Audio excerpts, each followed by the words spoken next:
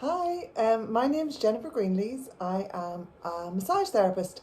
I started as a massage therapist. I trained back in the 90s. About 95, I did my first massage course, which was aromatherapy, which included reflexology. So, aromatherapy massage is typically more of a lighter massage. The way we would have done it was normally when somebody comes in, I'll give them a form to fill out. When we were trained, we would have the person come in and then we'd have them lie on the table and we would start asking questions as we worked on their feet. So we would use the reflexology to find points, to find areas in the body that were maybe a little bit depleted or areas that needed worked on. And we would pick the essential oils through the reflexology sort of diagnosis and then apply the oils onto the skin with a lovely aromatherapy massage, and it was usually a full body massage, including face and everything. So that's how I started, how I trained with aromatherapy and reflexology. But I started off and I worked in a very busy clinic it was Holistic Centre in London, Equilibrium. It was a fantastic place.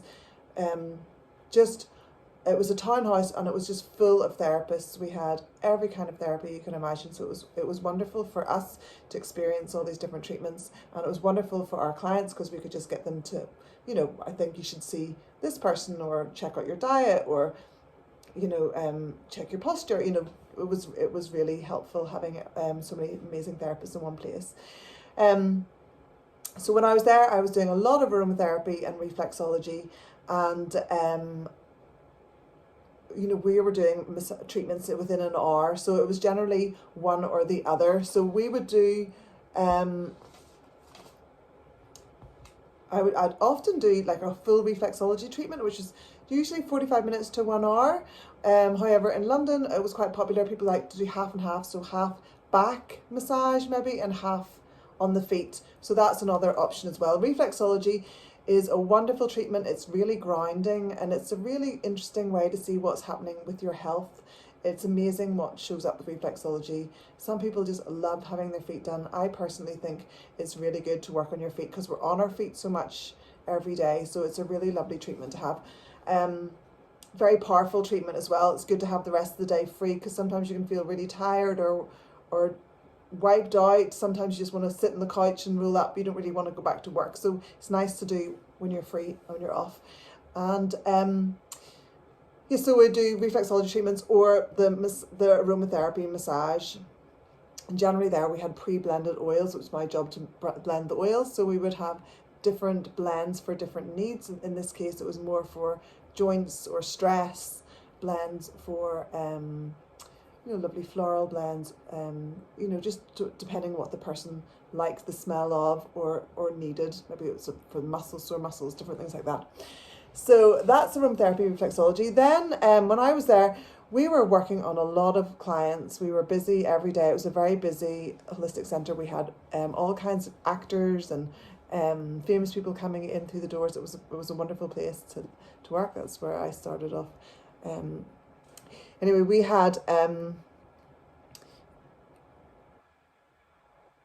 we were working with so many people, you would easily get tired. Sometimes when you're working on somebody so closely, you're picking up their energy. And let's face it, when you come in for a massage, you're feeling really usually tired, burnt out and exhausted. So the therapist is picking up all of this energy. So we had an energy worker, we had Reiki practitioners and a shaman work in our holistic centre, and we were all encouraged to do courses with the shaman to learn how to look after our own energy, to sort of create boundaries between ourselves and the therapist. I remember doing that course and not really being that open-minded to energy work at that time. I'd come from a biology degree and a very scientific background, and I wasn't really quite sure about it all. But anyway, I definitely from that day on stopped feeling so tired during my massages, giving massages.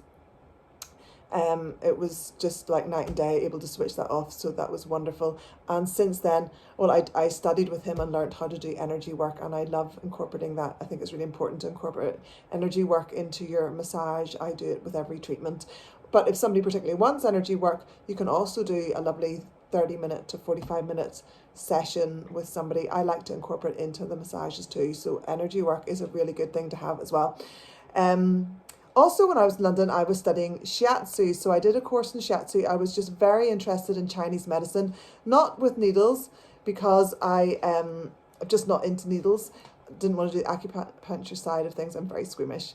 But I was really interested in Chinese medicine, really keen to go and do a course with a Chinese doctor. So I started off in London and I studied shiatsu. We did shiatsu therapy and movement, so learning how to look after your body as well. So helpful as a massage therapist, because it's very hard on our bodies, bending over and working heavily on people all day long with your arms and your hands. So we really learned how to use our posture. Shiatsu is done through clothing on the floor. So the person's kind of like a Thai massage, but it comes from Japan. So the person's lying on the floor. Usually you can put more body weight into them, into your hands, because you're lower down. And it's a lovely treatment to get if you've never had a shiatsu. It's worth booking in for that. You want to wear loose clothing. It's done on the floor. It's a really great stretch. You can do some fabulous stretches. Working around the whole body. You're not really using oil, although you can incorporate oil into it if you wanted to, but it's an oil-free treatment. Very, very nice. Works on the meridians through the body like acupuncture, but using your finger pressure.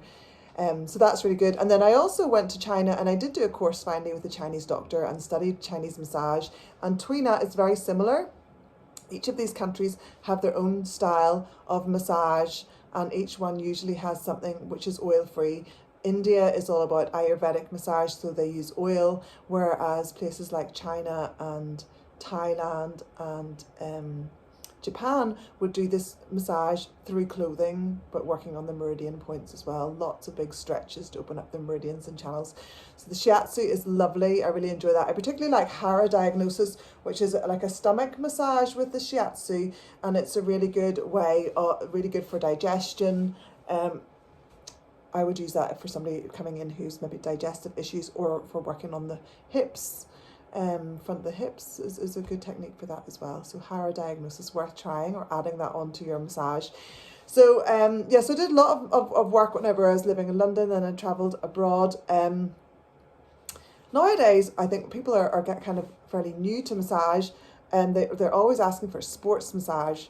So sports massage, I mean, I've done a lot of sports. I've gone for lots of sport massages, and my style of sports massage is a deep tissue, usually deep tissue, depending on how tight the person's muscles are, and sort of focusing in on what area their problem areas, and just helping them to keep up with the sports that they really like to do. So generally, sports massage, I might have like a tennis player coming in, and I would know what parts of the body that need to work on, so that he or she can continue doing that sport and enjoying it without having an injury. I would recommend for athletes to have I think everyone should have regular massage, but even more so with athletes, because it's just as hard on your body as a repetitive job. Golfers, that constant swing, sometimes with sports can be more on one side of your body than the other, so it's really important to address that so it doesn't become a problem and then you can't enjoy the sport that you love to do. If you've got an event coming up, certainly a pre-massage, maybe, in your down your rest time, like say if you're running a marathon, I would suggest at least taking a week off before your marathon. That's when you're going to have nice long relaxing massage. If you're training for the marathon, I would suggest a massage every couple of weeks, depending on how long you're training for, or preventing injury, so you can enjoy doing the marathon injury free. And then as soon as you've finished your event, ideally that day or the next couple of days, have another massage. So I would really take care of my body if I'm doing endurance sports at the same time. And also I would tie in the yoga and the body rolling, and everything is very helpful for all of those things. Usually when somebody comes for a massage from me, I will recommend the body rolling or the yoga, because it helps lengthen out the massage, so that they get more benefits from it. So generally when somebody comes in to me, I kind of tailor the massage to suit their needs. A lot of people like full body. Now, if you've got injured areas, probably best to focus on the injured area. Might not have time for a full body massage, But that's why the more often you come in for massages, it's best not to leave it till you have an injury, because then you're just working on the injury. But if body maintenance is just coming in, having a massage and keeping everything healthy and well, and in that case, if you're coming in through the door and there's not one area that's overly sore, you can enjoy a full body massage, enjoying the scalp. It's really great for getting rid of stress and tension, feet, legs, the whole body, back, neck, shoulders. It's just ideally the whole body. It's important to do everything because everything's really connected. So you might come in with lower back pain, we could be working on the lower back when it's coming from your feet, so that's why the whole body is really good. You'd start to, it's like a jigsaw puzzle, and as you're working through the whole body, sometimes you get clues about other areas which are maybe injured. So full body is really good. I like to use hot stones because I find if you put a lot of pressure, I'm quite strong, but so if it's too strong, someone's just going to resist. Whereas if you get the hot stones on and just smooth over the muscles just melt like butter with a hot knife. The heat's amazing, just softens everything up. People love it. It's very relaxing. It's very grounding. I use the stones in the palms of my hands to do the massage. Because people sometimes think, they see the pictures of just hot stones lying on somebody's back. But actually, if you use them in your hands, and I also, for people that do like firm pressure, I love using the bamboo cane as well, because you can use, you can use this for deeper pressure, really nice around the shoulder blades, along the tops of the shoulders, loosening up that rolling out the hamstrings, calves, things like that, really good. So, somebody might come in for a sports massage, but I might use the hot stones and the bamboo on them as well. So ideally, if you come in for a massage, talk to me about what you like, what you don't like, your injuries, your activities, and then we'll kind of tailor a massage to suit your needs. That's what I would recommend.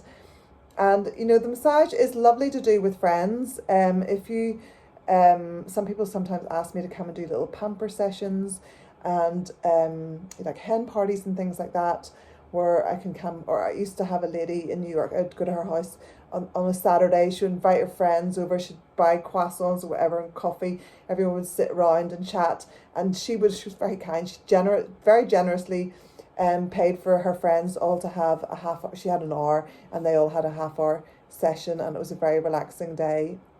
So there are different ways that you can do it for like birthday parties and things like that. Reflexology or massage is often quite nice. Back, neck, shoulders. Or you can do chair massage. Like I've gone into offices before and done chair massage.